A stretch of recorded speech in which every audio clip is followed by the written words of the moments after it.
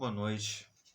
No vídeo anterior, eu comentei que eu queria fazer uma breve exposição de algumas possibilidades de pensar a educação a partir de um viés de esquerda, mas que o vídeo estava ficando muito comprido já. Então eu vou fazer assim, uma breve exposição de algumas ideias de alguns pensadores, né, que trataram da educação a partir do ponto de vista da esquerda, ou do marxismo, né?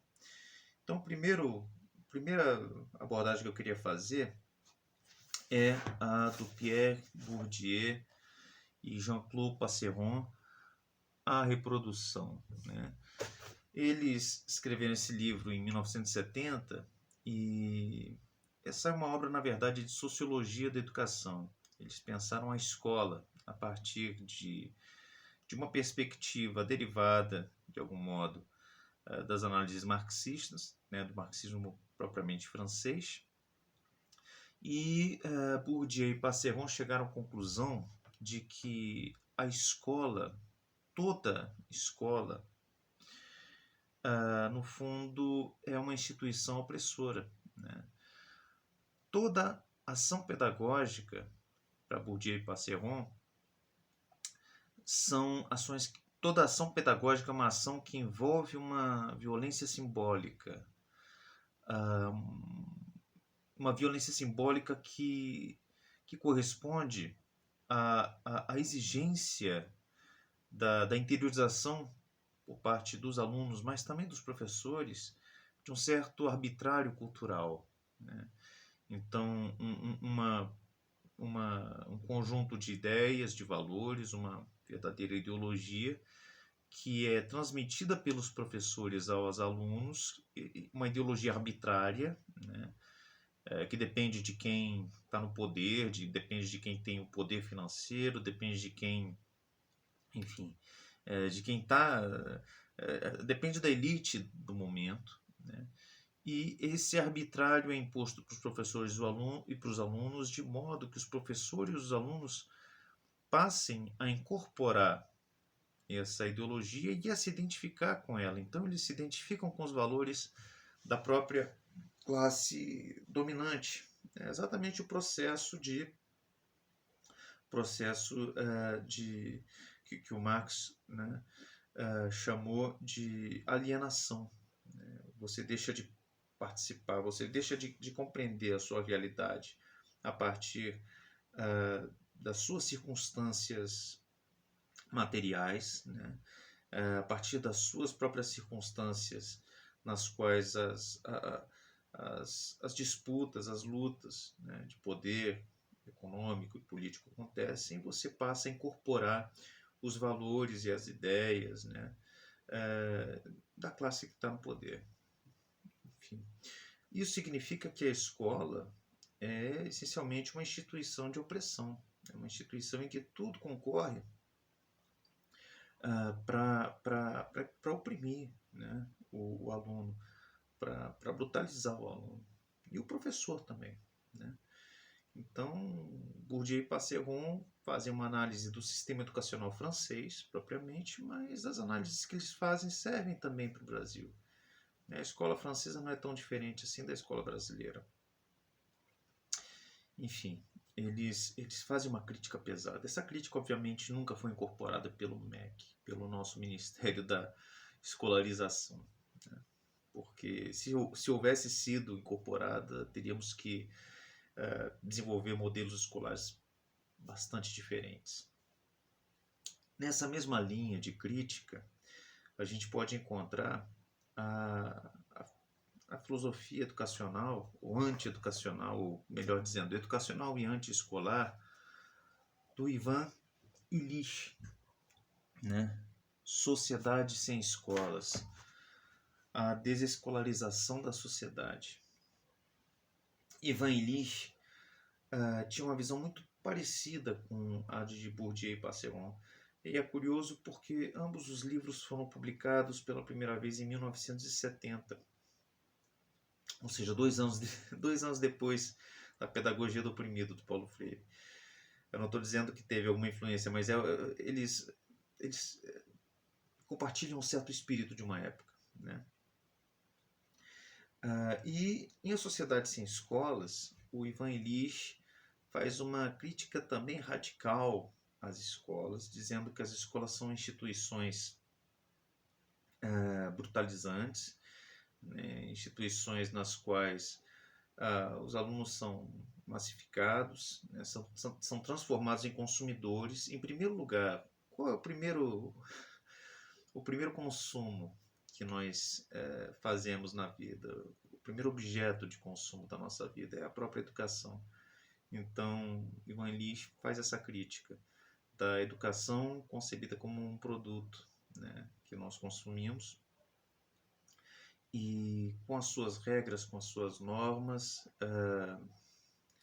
estupidificantes e mais ainda massificantes, né? Então nós nos tornamos massa na escola. É por isso que ele defende o fim das escolas, a desescolarização completa. Ele acredita que a verdadeira educação pode ser dada, né, sem essa estupidificação, sem essa massificação, sem essa transformação de todos em consumidores. Ele acredita que essa educação pode ser dada em redes educacionais, né? Enfim, cada aluno, cada criança, cada jovem procurando aprender aquilo que é do seu interesse, buscando as pessoas que fazem aquilo que eles querem aprender, sabem aquilo que eles querem aprender, e cada um apoiando as crianças e os jovens da maneira que é possível, né? Os jovens e as crianças, então, cada um buscando o seu próprio caminho. Num tempo com internet, isso seria até razoavelmente mais simples de ser feito, né? Em escala global. Então, essa é a proposta do Ivan Illich. Ele é contra as escolas, ele faz uma crítica pesada à escola, no sentido de que a escola institucionaliza a vida, né? Nos torna consumidores, em primeiro lugar consumidores, e mais ainda, ela determina o tipo de sociedade que a gente vai ter. Então, uma escola que nos torna consumidores, que nos torna ávidos em conquistar progressos sistemáticos, né, seriados, essa escola vai constituir uma sociedade na qual todos se tornam consumidores também, todos se tornam ávidos em progredir sistematicamente, seriadamente. Então, passa a ver a ideia de sucesso e fracasso, a ideia de etapas necessárias a todos, etapas na qual a massa, ou das quais a massa vai participar. Enfim, são os famosos os famosos ciclos, né, que todo mundo participa, que quase todo mundo participa porque acha que é natural, mas não é natural, é porque a escola impõe a gente, tá? Essa é a concepção do Ivan Illich. A gente pode falar também de uma solução possível dentro da escola para essa questão da massificação, da estupidificação da sociedade,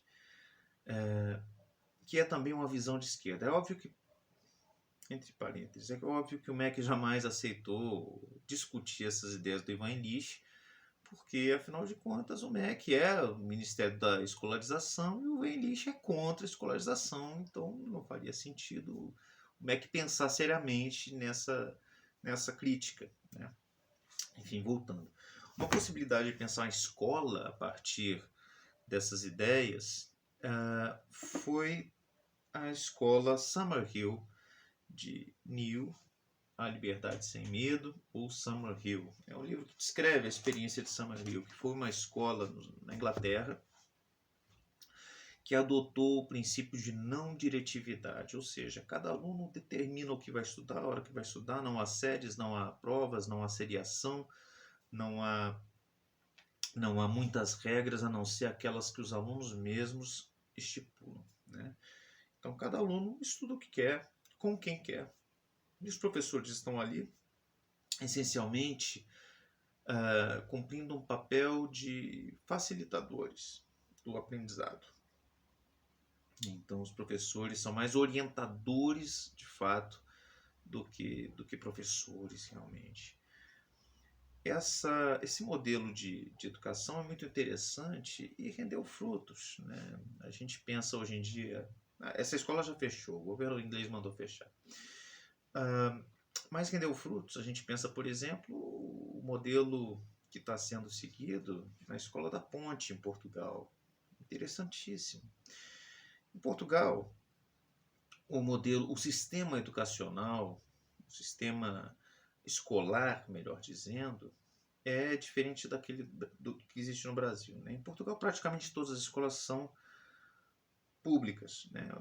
Até alguns serviços são pagos, mas as escolas são essencialmente bancadas pelo governo, quase todas. Há poucas escolas particulares, há algumas, tá? Por exemplo, você vai numa cidade grande, vai ter algumas escolas particulares, mas a grande maioria, talvez 80% das crianças estejam nas escolas públicas, né? E que são consideradas de qualidade, tá? Diferentemente daquilo que acontece no Brasil, que pouquíssimas escolas públicas são consideradas boas, né? Enfim, são os CAPs, enfim, Pedro II e tal. A maioria das escolas públicas é considerada muito ruim aqui no Brasil. Em Portugal não, é diferente. A escola pública é boa, tá? Agora, tem alguma coisa muito interessante que é diferente também daquilo que acontece no Brasil. As escolas públicas lá têm uma grande autonomia para definir os seus caminhos pedagógicos, né? Então, a Escola da Ponte, que é uma escola não diretiva, até certo ponto não diretiva, é uma escola pública, né? Enfim, é muito interessante isso. No Brasil, também existem algumas propostas de esquerda, né, para pensar a educação, e que são inclusive diferentes dessas que a gente viu agora. Eu penso aqui, por exemplo, na pedagogia histórico-crítica, Dermeval Saviani, né?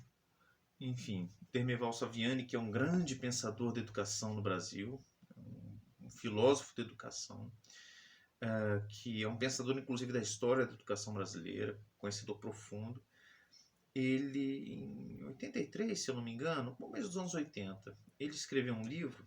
Agora, pensando agora, podia ter procurado o livro e dito aqui, mas enfim, eu acho que é de 83.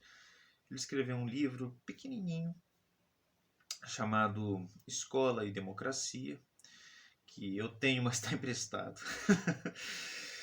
E esse livrinho é muito interessante porque ele faz pela primeira vez uma proposta de uma aplicação do método histórico, do método dialético, né? Materialista histórico, método marxista para a educação. Diferentemente do Neil, diferentemente do Ivan Illich, diferentemente do Bourdieu, o Dermeval defende a escola. Ele acredita que a escola tem um papel importante e ele não vê a escola como necessariamente alienadora ou opressora. Ele acha que a escola tem um papel possível de ser uma instituição libertadora, mas como? Em primeiro lugar, ele defende a ideia de um currículo universal, ou relativamente universal, pelo menos, tá? Para todos os alunos. Ele critica, junto com alguns seguidores dele, ele critica a ideia de que uma escola deve se abrir à individualidade, aos interesses individuais de todos os alunos, porque ele acha que, no fundo, trata-se mais do que uma questão individual, trata-se de uma questão de classe, né? Então a escola tem que ter o papel de desalienar a classe alienada, né? Uma classe de libertar uma classe oprimida. Libertar como? Em primeiro lugar, entendendo, na visão dele, que existe o professor e existem os alunos. E o professor tem um papel ativo aqui, tá? Os alunos têm um papel mais passivo. O professor tem um papel ativo porque ele conhece o começo, o meio e o fim do processo educacional. E aqui que deve visar o processo educacional? Qual é o fim do processo educacional? Para a pedagogia histórico-crítica, é realizar em cada aluno a humanidade inteira. Como assim? É tornar o aluno um ser humano integral, universal. Como assim? Por meio da aquisição, por meio do domínio, né, da cultura universal, das ciências, das artes, da literatura, né, da música, enfim, fazer com que cada aluno se aproprie de todo o legado cultural humano. Né? Então, na escola, por exemplo, o aluno deveria estudar, deveria ouvir a grande música, a música clássica, deveria ter acesso à grande poesia, à grande literatura, à ciência, ao estado da arte na ciência, enfim, fazer com que o aluno inclusive principalmente o aluno pobre, oprimido, se aproprie dos bens culturais superiores, que normalmente só estão disponíveis para as crianças e para os jovens da elite. Né? Então a ideia do Dermeval Saviani é fazer com que a escola torne possível que os oprimidos de fato adquiram a cultura da elite, né? Para que eles possam se libertar, para que eles não permaneçam numa situação de opressão. Né? Enfim. E para isso é preciso não somente não somente perceber as circunstâncias em que eles estão, mas também perceber que além das suas próprias circunstâncias, existe um universo cultural, um universo de conhecimento que é necessário, que é preciso aprender. Então é preciso, em primeiro lugar, que o aluno perceba um problema. Como é que funciona a prática pedagógica? O aluno vai perceber um problema e aí o professor vai ensinar as ferramentas na ciência, na arte, na literatura e tal, para enfrentar esse problema. E depois o aluno finalmente vai fazer aquilo que é chamado da catarse, vai se apropriar daquela solução e começar a aplicar aquela solução em outros problemas também. Né? Então, é um modelo educacional muito interessante e marxista. Né? Ele se fundamenta no materialismo histórico. Tá? Então, é um modelo interessante. Nada disso jamais foi aplicado pelo MEC. Então, quem diz que o MEC, o modelo educacional brasileiro é marxista, que o MEC é esquerdista, realmente não sabe do que está falando. Ok? Boa noite.